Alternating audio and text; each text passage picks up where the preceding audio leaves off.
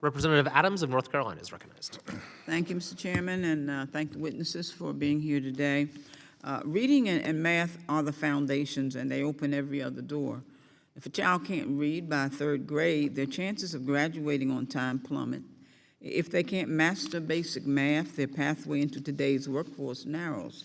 I know this not just from the research, but from more than 40 years in the classroom. I've seen students thrive when they get the right support early, and I've seen what happens when they don't. The nation's report card shows sharp declines in both reading and math, especially after the pandemic. The students suffering most are the ones who were already struggling: low-income students, English learners, and students with disabilities.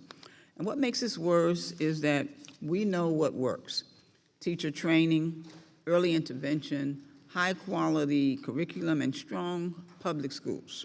But instead of investing in what works, the Trump administration has cut it away, canceling $600 million in teacher training grants. And their new budget proposes eliminating training altogether.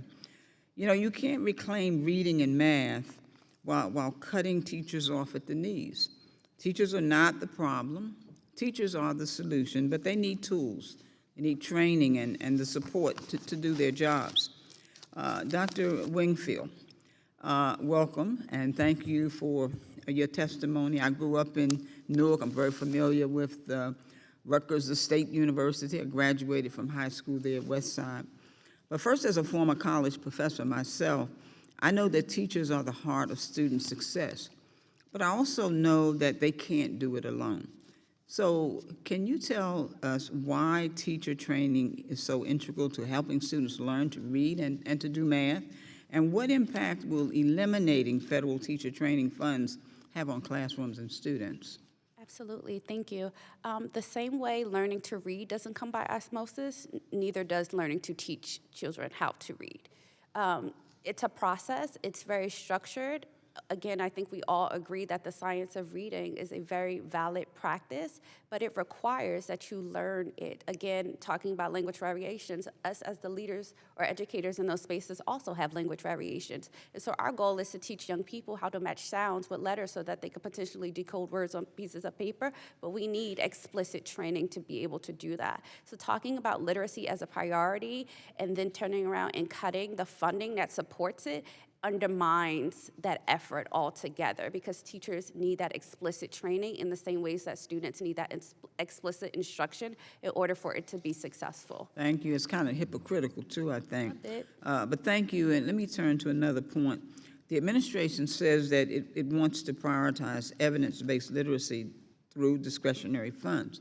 But at the same time, it has cut or proposed eliminating comprehensive literacy development grants and innovative approaches to literacy, programs that already help students and families every day. So do you have concerns about cutting these existing literacy programs, even as the administration claims to support evidence-based approaches? Absolutely, it's very concerning. Again, we have many vulnerable populations that will continue to suffer and not be able to advance in making progress in their literacy proficiency. And that harms communities overall. It impacts the well-being of communities as a whole when we don't have the resources in place to be able to support students in learning how to read. And our demographics are also changing. So groups of people who are acquiring English, young people who are learning to read over time won't be able to make the economic mobility that's needed to sustain healthy communities. Okay, thank you.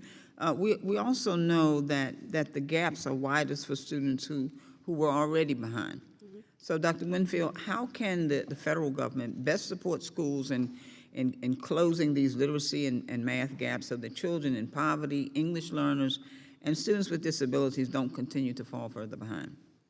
Well, I'd say stop cutting the funding and freezing the funding. That creates chaos within these vulnerable communities who rely on every dollar to create programming that addresses these issues with our young people within our schools.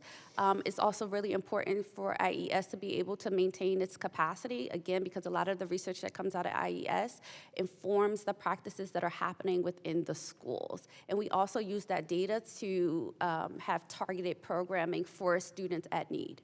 Thank you. Well said. I yield back, Mr. Chairman.